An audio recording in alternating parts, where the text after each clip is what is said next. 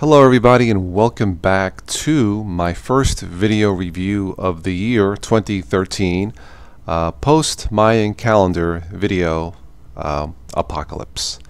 And I'm sure some of you are disappointed, aren't you? Alright, I'm just kidding.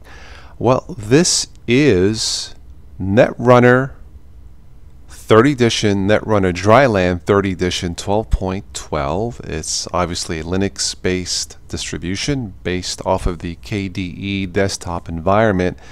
And quickly guys, after playing with this for a little bit, this has got to be the slickest, nicest looking KDE desktop environment I have seen in a long time. And I think I do recall testing a previous version of Netrunner last year, and then I thought it looked pretty slick last year. But this is the desktop here with the default wallpaper.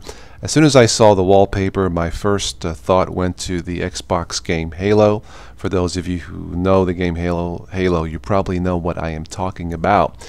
Anyway, this is the default desktop here with the exception of the widget, the clock widget here, which is not the correct time. I am running this off a USB flash drive. Haven't updated the time, so I am not recording this at almost 5 a.m. in the morning.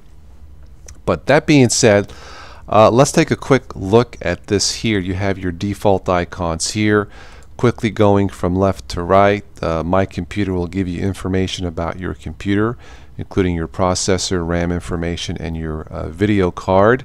I love the transparency effects. It looks really nice and really smooth and stable. Right-clicking here will give you more options and actions such as window manager settings. KDE distributions are basically one of the most I don't want to say bloated, but loaded Linux operating systems, meaning that once you install this either as a replacement or as a dual boot to Windows, you should pretty much be ready to go out of the box, with the exception of installing updates to your system. And it's designed to be user-friendly, and from what I've seen so far, I think Linux newbies shouldn't have any problems using this. If you click Runner's ID, this I believe is the web-based cloud storage, which will give you 5 GB of free space. Very nice. Add web accounts such as Google, Facebook. Add network drive, self-explanatory. Install Netrunner 12.12. You would probably want to click this first if you are new to this, with the welcome introduction. This will get you to the README or to the Netrunner website, and this will give you information on Netrunner OS, Dryland 3rd edition 12.12. Alright, right-clicking here as you would in, say, Windows 7 will give you some options such as the ability to add widgets. You can click that and it'll bring up a panel here, and I'll show you how to get this from another way. The clock here is a widget, and you can move and drag this. Let me just escape out of this by clicking X. You have a shortcut here for add panel or widgets settings, or shortcut settings rather, or a shortcut here. I'll just click this, add widgets, and let's see, let's just drag the analog clock with hands. And I love the preview panes, and the transparency effects are here absolutely gorgeous. So let's see, analog clock, drag it there, and it's going to give you a very nice big analog clock, which you can choose to make bigger or smaller. Let me just make it huge. It doesn't look too good on the white background, the light background does it. I'll just keep it there. Okay. This is the panel, the transparent panel bar here at the bottom. Time and date, battery monitor, message indicator, internet.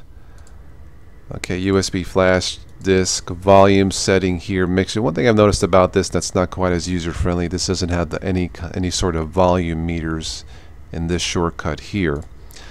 Alright, what do we have here? The clipboard. And you'll notice that a lot of the applications start with the letter K. This is the IM accounts. I don't have anything set up, of course. Yeah, I just did that, didn't I? Let me get out of that. This is the Tomahawk music player, super collection. Well, of course they're all super. I'm not familiar with this. I haven't tested this, but this is installed by default. I can just right-click that and quit. Okay, my terminal here. And you can right click and you have panel options here, including moving this panel if you so choose to. Of course, Firefox here to the left. This is the Dolphin file manager here, and you can, I was playing with this, you can change how this looks. Let me go to adjust view properties. Oh, let's go to icons. And again, similar to Windows 7, you can change the default look of this. This has many, Kitty desktops have many options. Again, it would take hours to go through all of the pieces of software here. But let me finish up on this note here. The start menu here, you have options to change on how this launches. You can go to this launcher style here, or right click and go to the classic menu style, such as you see here. If you are a Windows user, it's really going to be up to you which one is easier. My guess is leave it to the launcher style, again as a guess, because at least you have a search bar. So if you were searching, say, for music, you can just type that in, and it's going to give you all the music options, such as finding the music player. And this brings us back to the Tomahawk music player.